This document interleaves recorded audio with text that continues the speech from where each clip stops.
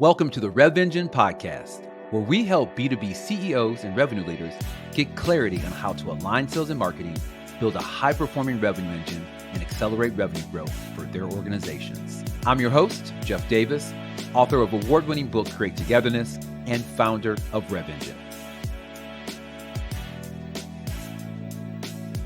Hey everybody, it is Jeff Davis and welcome to another episode of the Rev Engine podcast, where we help B2B CEOs and revenue leaders align sales and marketing, transform the revenue engine, and accelerate revenue growth. I am extremely excited to have somebody on the podcast today that has taught me a lot about sales enablement. Mr. Roderick Jefferson is the quintessential, I'll say, sales enablement guru, expert, professional, executive, et cetera, et cetera, et cetera. So we're going to dive into a conversation today about sales enablement so that all of our leaders that are listening can understand a little bit better and understand how it potentially can help them accelerate revenue growth. But before we get into all of that, Mr. Jefferson, I want you to introduce you to folks that, and I don't think there's going to be many, that don't know you, and share a little bit of history about your professional journey. Thank you so much. First of all, it's an honor to be on with you. It's been a while since we've been together. That's true. I've been looking forward to being able to reconnect again. In regards to background, first of all, Roderick Jefferson, first and foremost, I'm a sales guy through and through. Started as a BDR, AE, went to President Club, all that fun stuff. Then got promoted to sales leader and promptly turned it down because I realized I love the process far more than I did taking down big deals. And I have been incredibly blessed to work at some of the most incredible and some of the most successful companies on the planet: Oracle, Salesforce, Siebel, eBay, Netscope, etc. So from the smallest to the largest, even took a stint there for about 3 years where I ran my own consulting gig because I felt like I had just gotten a bit too ivory towered and could no longer in good faith call myself a practitioner. I think we've talked about that once or twice. And I think it was great because it gave me an opportunity to do two things. One, work from the smallest to the largest of companies, Series A, Series B, all the way up to some really incredibly large companies. And then the other piece was it gave me an opportunity to work outside of just tech, where I had really cut my teeth to realize what's going on in financial services and health tech, in med tech, in manufacturing and distribution. They all have the same problem. They just call it something different.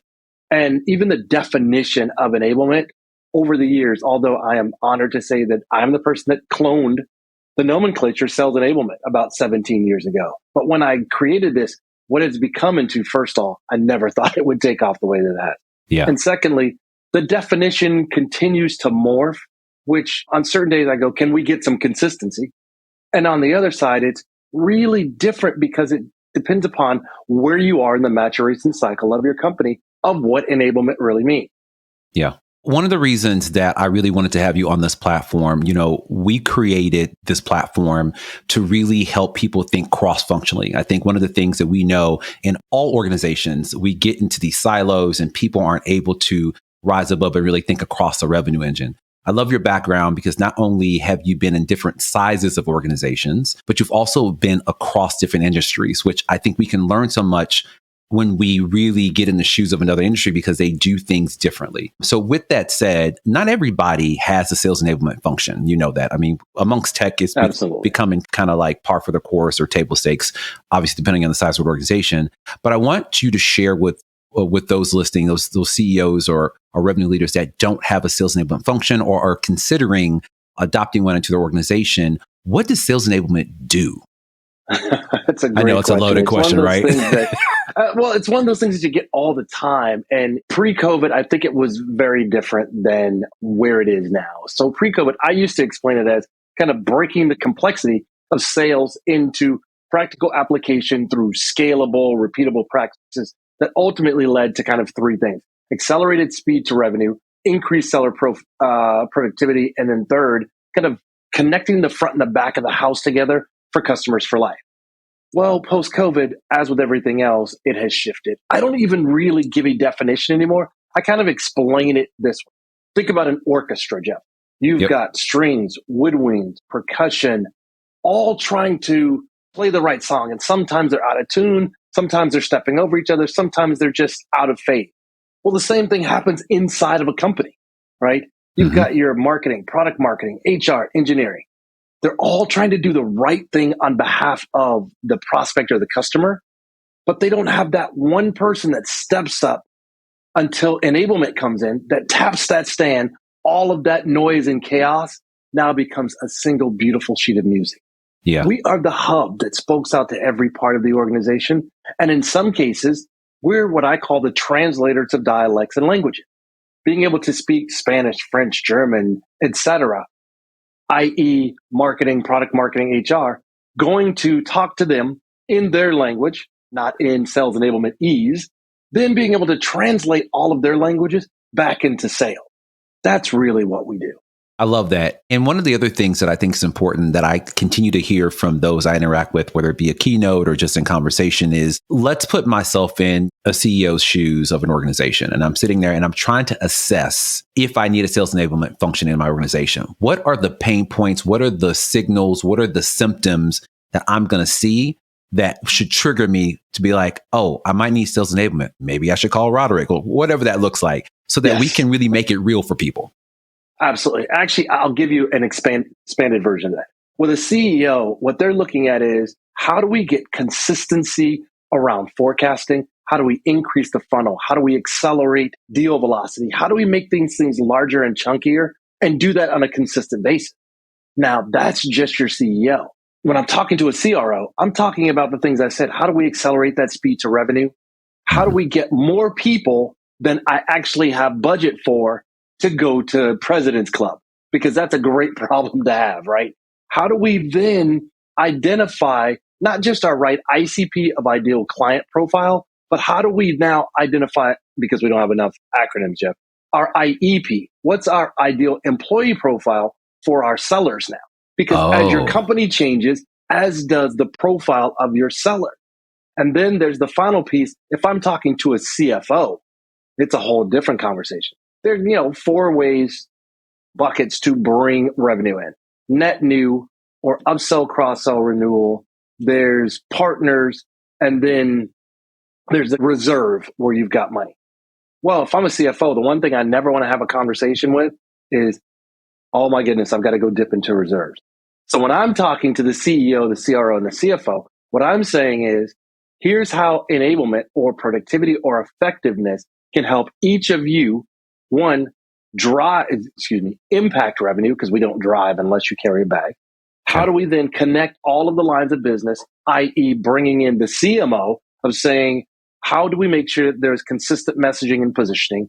How are we now impactfully hitting the competitive landscape out there? And then finally, how do we put in place either accreditations or certifications, whether it be BDRs, AEs, leaders, or partners, so that they're all consistently speaking from the same page and they all are consistently able to handle discovery and qualification as well as objection.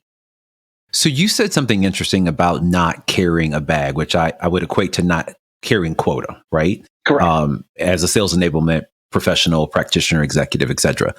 So help us understand specifically how sales enablement helps accelerate revenue growth, right? The whole premise of our show, the platform, is really helping give clarity to our leaders of what tools they have in their toolkit in order to drive growth. So I wanted to get your opinion on what are the kind of priorities what are the kind of top ways that sales enablement can help our leaders do that?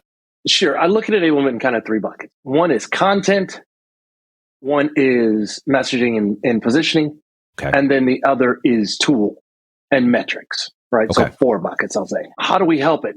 Let's start with the content of making sure that there is consistent, clear, concise content out there that is available in a single location. Salespeople are not going to go to 14 different places, right?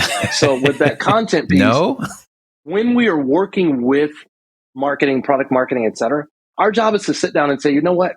I love the first call pitch, but it gets really fuzzy. And I've listened to it 10 different times. It's been positioned 7 different ways. Mm-hmm. It gets a little fuzzy. How do we either take that out or smooth it out so that it's now in sales speak? Then you go to that messaging and positioning piece. You go back to sales and you sit them down with marketing and along with product marketing and say, hey, first question, marketing, has sales actually ever defined what a MQL is, or a marketing qualified lead, or a sales qualified lead? The problem is, and we've seen it before too many times, Marketing says, we've got all of these leads. We're giving over to sales. They never do anything with them. Sales says, we get all these leads from marketing, but they all suck. You know why that is? It's because they're not at the same table of clearly defining what that MQL or that SQR sales qualified lead is. When you get that baseline, now you're working consistently and as a team rather than just kind of throwing things back and forth across the fence. Now, from the messaging and positioning piece, what enablement can do is through accreditations and certifications, we can make sure that everyone is speaking, as I said earlier, from the same page. If you are someone that is a direct go-to-market consistent system in-house, that's easier because now all I have to worry about is the BDRs, SDRs, the technical folks, and then the sales leaders. Although it sounds easy, it's far from easy. Now, let's say you throw that piece in, you're going to market direct, but you're also going through partners and alliance. Well, now you've got to make sure a couple things. One, they understand your key differentiation, competitive advantage, and business value. They can go and articulate that, but they also need to understand what's the process of co-selling with the sellers inside so that you're not cross-selling or selling on top. The last piece is around the metric. Or let me go to the tools. Now you've got to have those tools where you get clear and consistent forecasting, i.e. Salesforce, et cetera. You've got a single location where all of your sales related information. You've got your content management system in a single location. You've got your learning manager. Then you've got all of your intelligence platforms so that all of these things all talk and tie together so that you can now what I call demystify the darkness with all of those tools. But these tools need to fit where you are again in the maturation cycle. Okay. Too many times enablement people get enamored with shiny, sexy tools. You don't need all of those things. What you need are the things that first and foremost your sellers are asking for. The thing that I always say first and foremost to a sales leader when I start working with them, I'm never going to give you what I think you need. I'm going to listen, understand what's out there, where the soft spots are, where the pain points are, and then we'll work cohesively as a team to make sure that we can implement all those pieces. The last is the metric. So now what I can do is go back to you and get away from the old school enablement of what I call smiley sheets and butts and seats, right? we trained 400 people and we're 4.7. Great. That and $7 will get you a lot. Yeah. Right. Yeah. Now it's how do I show the value of enablement as a differentiator and not as as a cost center. And what I mean is now I start talking to you. If I'm talking to a sales leader, that is, and I can go and I can sit down with them and I can say, what's important to you? Average deal size, collateral frequency, deal velocity, pipeline creation, number of closed deals, product mix, quota attainment, time to first and second close, and then win or very different if I'm talking to a technical sales engineer or solution consultant. I'm going to talk to them about what? Number of customer meetings, demos, hours spent, number of POCs. Different if I'm talking to customer success. They care about what? Adoption rates, annual recurring revenue, CUSAT, daily usage, engagement rate. So it really comes down to this, Jay. I've got to be able to talk to each one of them and go back in their words, in their language, to show the value of what we do versus looking at enablement as either A, cost center, which we are not, or B, the fixers of broken things and broken people, of which we're definitely not. IT's got that worked out. I'm going to let them keep that The fixer of broken things and people. Maybe that should be the new title. So I like this idea of being a translator because you really have to speak all these languages. So with that said, I've advocated in my book, Create Togetherness, that, we have regular pipeline meetings between sales and marketing. If we're going to do this thing together, we're going to be aligned. We need to be talking and reviewing the pipeline on a regular and consistent basis. Absolutely. I would assume, and correct me if I'm wrong, that our sales enablement person should be in those meetings. With that, absolutely. Okay. They shouldn't be in the meetings. They should be driving the meeting. Aha. Okay. So this is what I was getting into. What role do they play in those pipeline meetings? Let us know how that should all come together. Let me go beyond just pipeline. There's forecast, all the attribution, all the things we have to talk about, right? Yeah. But enablement, what we should be doing is actually running what I call bringing them all together on a monthly basis, right? Okay. And kind of circling the wagons. And here's why, Jeff. A couple of things. One, you make sure that you outline what the deliverables and goals are. for one. Okay. And secondly, you make sure that you identify and you get the nod by looking at everyone's eyes and saying, this is also what you're accountable and responsible for. Not to me, to the entire group. Nobody wants to come back next meeting and go, oh, sorry, we couldn't hit that. That's not a conversation that you want to have. And also, you don't want to let down the rest of the team, right? Yeah. So just hit me. Field Enablement Council. Okay. So on a Field monthly Enablement or a Council. quarterly basis, you bring all those tables, those folks together: marketing, product management, engineering, HR, sales, and enablement. And you know what we say? Let me give you an example. We've got an upcoming boot camp where we've just hired. All right, product marketing. Want to make sure we've got the most current first call pitch that we're going to be teaching. Product management. Where are we on the release cycle? Are we still talking about what we talked about last month or a quarter ago? Or do we need to update all of our content as well? When we're talking to sales, where are we going back to that IEP from a hiring perspective? Has the hiring profile changed? Then I go to HR and I say, hey, from a learning and development perspective, how do we tie the company onboarding and orientation so it doesn't feel disconnected when they get handed off to sales? But instead, it feels like it's a contiguous flow. So again, back to that orchestra master that I talked about earlier. That is really the purpose of that Field Enablement Council. So the Field Enablement Council concept is interesting. And I know you talk about that in your book. So I'll plug your book. I have it on Kindle. It's right. Thank you so much. Right there, folks. Sales Enablement 3.0. Go get it. Kindle, paperback. I think you have a hardback too, right? Got a hardback as well. Yeah. So I say all that to say, so in this meeting, because I want to get into kind of goals and metrics and that sort of thing, because I am very data driven. And I feel like a lot of, especially when you talk about alignment, people want to do the warm and fuzzy soft, like, oh, we're in meetings and we talk to sales and sales talk to marketing. So in that meeting, which we know, of course, works. No, it doesn't, because we're still having this problem and the relationship is still dysfunctional. So I'm still working on trying to connect those dots. Yeah, you and me both. So in that meeting, would it be appropriate to start talking about goals, metrics, and evaluating those across sales and marketing? I just want to make sure I have the scope of the meeting correct. 100%. That's one of the core tenets of the meeting. Right? Where are we in regards to attribution? Where are we in regards to campaigns? Where are we in regards to events? Now that we're back to the events again live, what's going on there? What are our goals coming out of that? How many meetings are we looking to get to? At what level? What's the follow-up look like? What's the ongoing campaigns behind it? Okay. Those are all critical conversations to have, because again, two things happen. One, I just put a stake in the ground and I said, this is what I'm going to do.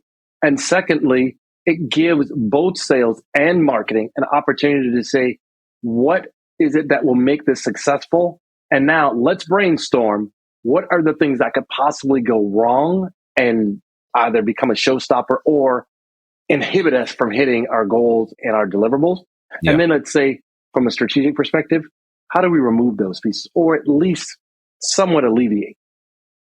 So then in that meeting, what are kind of like the top line cross-functional metrics that you're talking through? Because what I want to get to for folks that aren't really having these meetings or having less structured meetings is you can get into analysis paralysis and stereotypically, and you know this, marketing looks at certain metrics, sales looks at other metrics. They don't always look at the same metrics, and the metrics they do look at aren't necessarily, goals aren't interdependent, which drives me absolutely crazy. I don't know how you can be driving to the same thing if your goals aren't interdependent, but that's another conversation for another podcast. So what is that kind of tier one cross-functional metrics that you're looking at to evaluate the effectiveness of what I call the revenue engine or that lead to customer process? Yeah, I look at things like new pipeline creation. Okay. And also the attribution as to where are these coming from? Are they coming in from net new? Are they coming in from BDRs? Are they coming in from marketing events and campaigns? Or are they coming in from our partners and alliance? Right. Then moves to, now that we understand that kind of top of the funnel, next is for the things that we do bring in, how do we accelerate that deal velocity? Which means we're bringing in the right kind of pipeline, not just for the sake of numbers. So if it fits our ICP, if it fits what we all agree on as a sales qualified lead after it now has passed through the status of a marketing qualified lead, now it's how do we accelerate that, right? And it's also working with marketing to say, what's the right content in each of the sales stages that you're going to give us to work with Yeah. and moving through. Then sales and enablement can come back and say, hey, you know what's happening is we're getting stagnated in stage 2 frequently.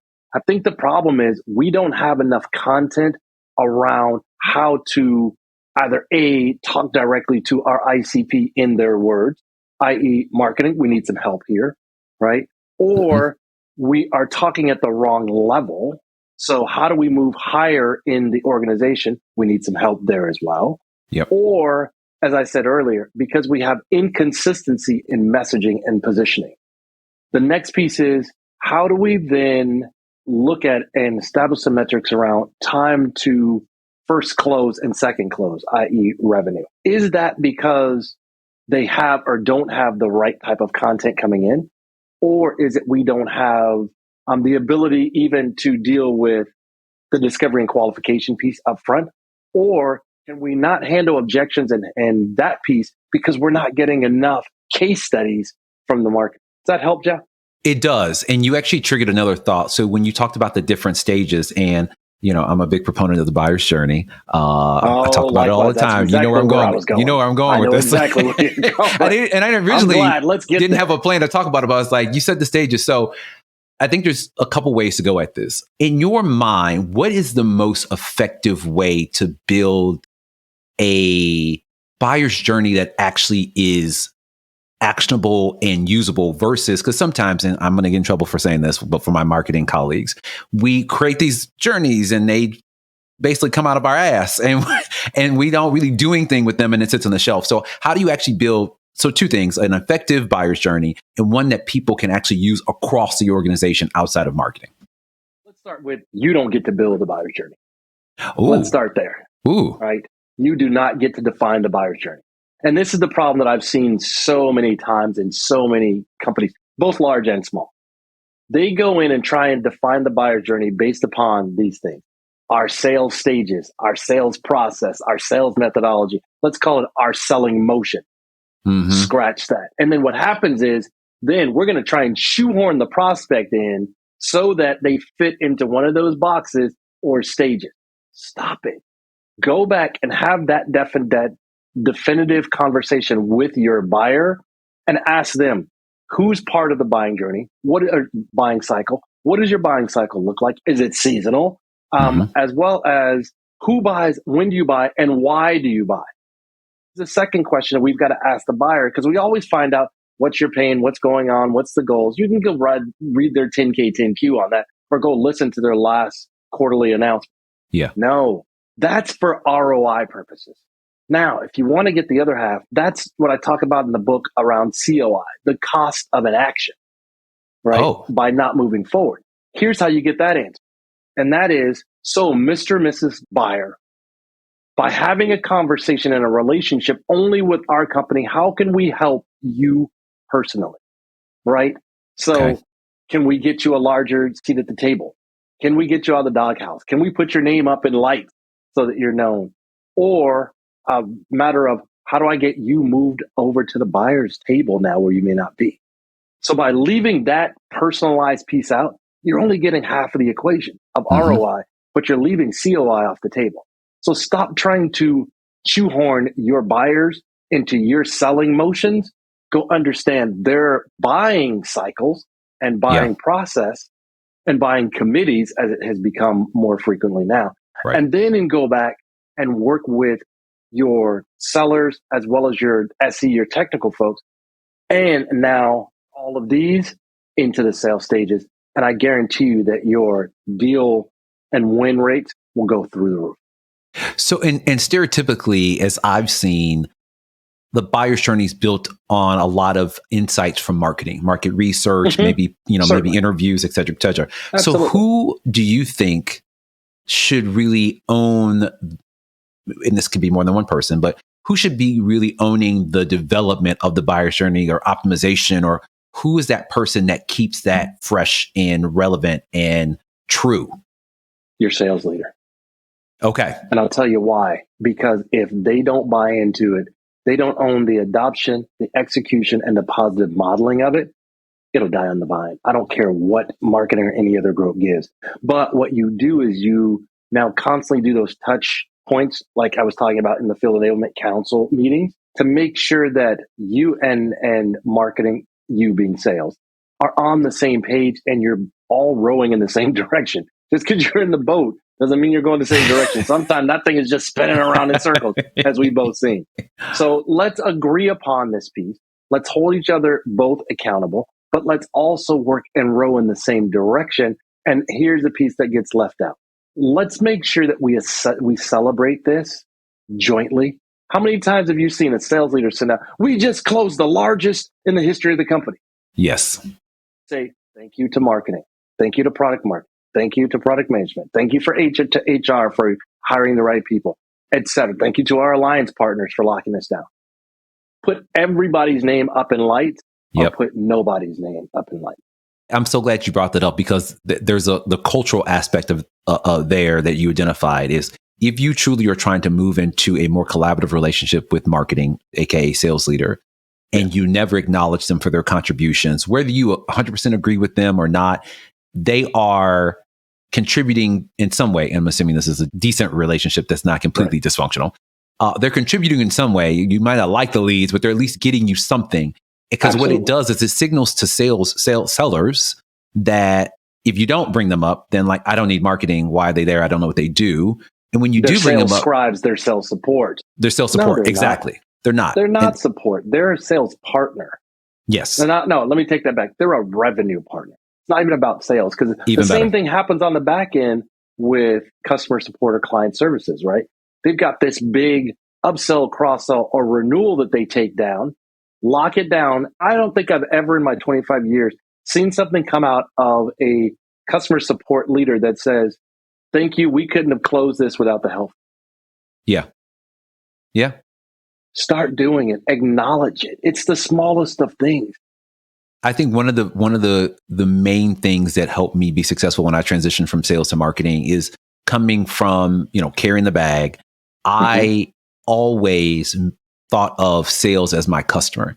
And it didn't mean that I just did what they told me to, but I included them up front to get their insights, to get their buy-in, to let them know what I was working on.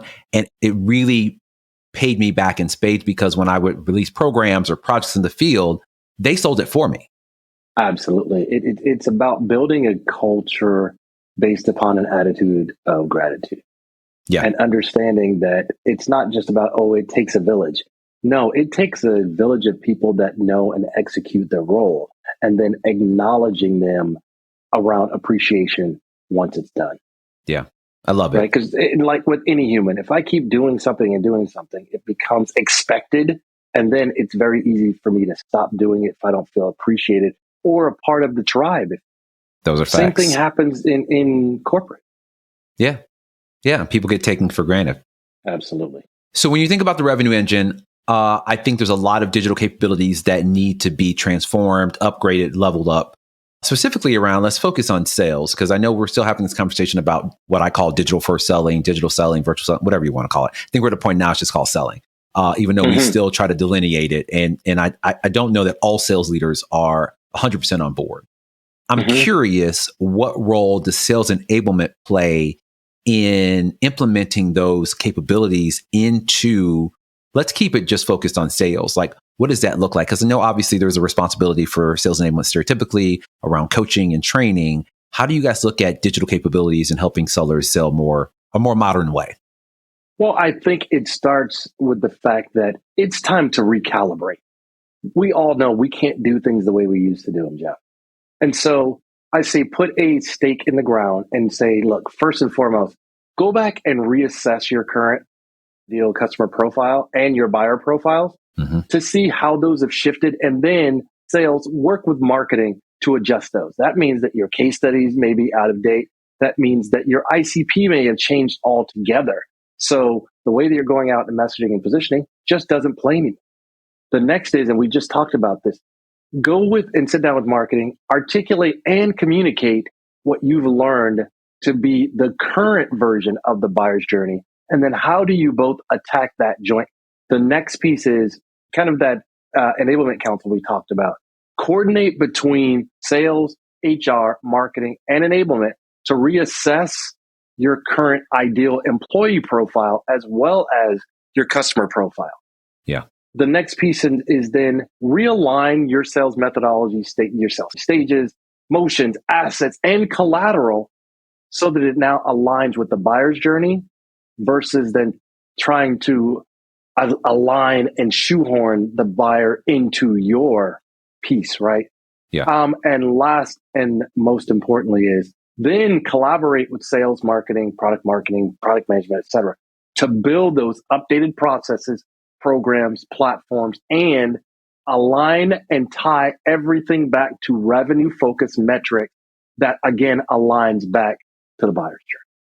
Related question. What would you share with a sales leader that is struggling with implementing digital selling into their sales motion? So not so much they're convinced that we need to do it. They may even have invested in the technology, but they're struggling. I think it's like from the cultural standpoint and embedding it in the actual sales motion. What advice would you give them?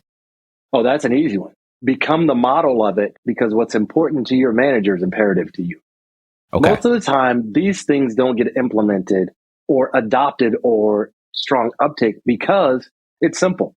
The top of the food chain and the sales leader doesn't go and use it the way that it should be used as a model. If I know that my example, assets, and let's call Salesforce for a second. Okay. If I know that my manager would prefer or is still using spreadsheets, et cetera, or some other tool, I'm not going to go put my stuff into Salesforce because they're never going to check it, right? So the old inspect what you expect, right? But if I know that they're saying and they're endorsing and validating the digital assets that are out there and or the process and they're living it every day, what am I more apt to do, Jeff? I'm going to go do it because I can't hide. Yeah. So it really starts at the top of the food chain. When a sales leader owns, again, the adoption, the execution, and the positive modeling of any digital asset, process, program, platform, et cetera, and I'll say collectively, adoption goes through the roof, as well as closed deals goes up. The increase of deal size goes up. Why? Because every week, every 2 weeks, when I do my forecast, I got to come in and everything better be real. It better be validated, and it better pass the sniff test. Yeah. And it all starts with the top of the food chain in sales. And I think too, and I'd love to get your opinion on this one. I think it's 100% true. And I think when senior leaders adopt a new technology or adopt a new methodology, and they are open with, they're not going to always get it 100% right, and they're learning as well. It's iterative.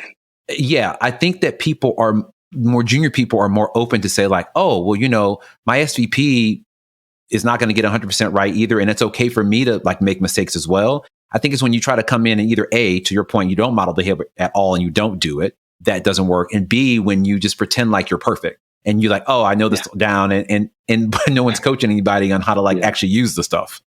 Well, that's a manager though, Jeff, right? And generally a micromanager, which in my entire life, I've never heard that used in a positive frame, right?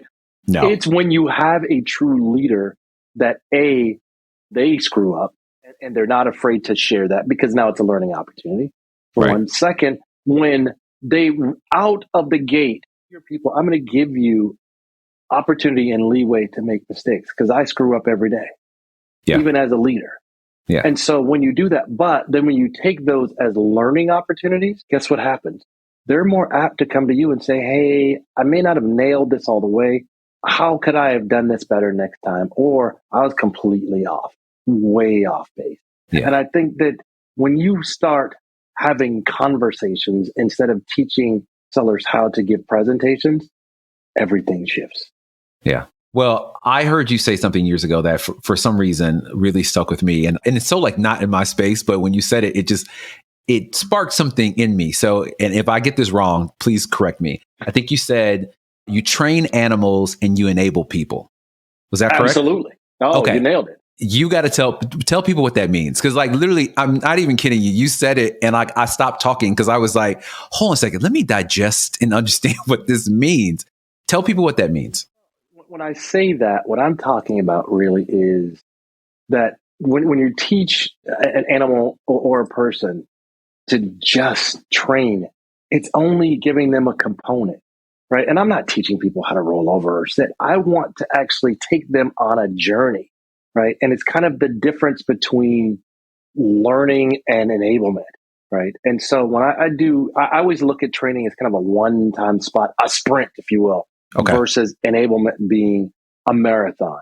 So I don't want to just teach you one thing and then you go away and there's no long tail behind it or there's no reinforcement to it. Mm-hmm. As opposed to when I think about enablement, I'm thinking about, let's go all the way back to the talent acquisition and assessment component of helping to select that new IEP that I talked about. Right. The next piece is talking about onboarding from a role specific piece, as well as bringing everyone collectively together, not just as a cohort or as a selling team, but so that it magnifies the value that each one of those different components bring, whether it be marketing, BDRs, solution consultants, alliance, leaders, et cetera. Everybody plays a role. And now when you do that collectively, you start to build the strength of that cohort and they understand and appreciate the value. The next piece is the continuing education that I call everboarding. And that's the business acumen piece where we're constantly sharpening the sword for our people. And then the next stage is coaching and reinforcement.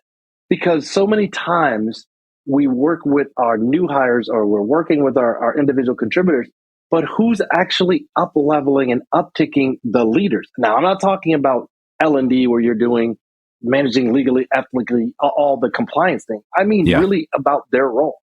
The next step is measurements, as I talked about earlier, not the smiley sheets and butts and seats, but the ones that really impact revenue. And then finally, it's about building out a succession plan so that we are creating more leaders and less managers. So now I'm not talking about a spot workshop or an accreditation or a training. I'm talking about the entire learner's journey now that ties back again. Well, and I can talk about this subject with you for hours. I think that sales enablement professionals have a profound role in aligning sales and marketing and really have a unique position in the organization to make that happen, to break down the silos. As we close out, two final questions for you, sir, because again, I don't know if people want to be on the podcast with us for 2 hours. Any final word for revenue leaders that are looking to transform the revenue engine and want to leverage the sales enablement function or bring it into the organization? And then as you close that out, let folks know where they can find you on social. Yeah, the first is taking time to really understanding now what enablement is beyond just the training piece. Really taking a serious assessment with your other internal lines of business and your partners of it is time to really delve into enablement and weave it into the fabric of the company, not just something that you're doing sporadically or inconsistent. The next piece is, and I go back to this a lot, make sure that when they're owning that accountability, that ownership, that execution, that you're doing it as a team collectively and that you do have that strong enablement leader that's going to be that orchestra master and that translator of language and dialects that we talked about earlier. And then finally, I want to reiterate something I said earlier. When things go well, give love to everybody that was a part of it. Yeah. Love it. Great way to close out. And if we want to follow up, and I know people will want to follow up with you across social, how can folks find you? Jeff, I've said it a number of times when we have conversations. If you can't find me on social, you're not really trying. This is probably really true, actually. I pride myself in staying active out there and trying to share some thought leadership and some best practices and things of that sort. So you can find me on LinkedIn at Roderick Jefferson, on Twitter at The Voice of Rod, as well as on Instagram, Roderick_J_Associates. You can find me on my website at Roderick Jefferson and Associates.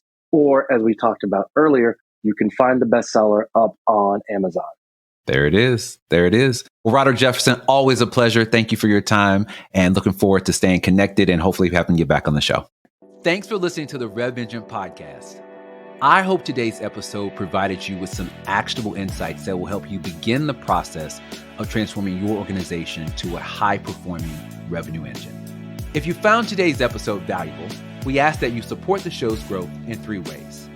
First, share the episode with your friends and colleagues. Second, follow me on social media at Meet Jeff Davis on LinkedIn, Instagram, and Twitter. And finally, give us feedback on who you'd like to see on the show next. That's all for this episode. We look forward to having you join us next time where we continue the conversation on how to build a high-performing revenue engine.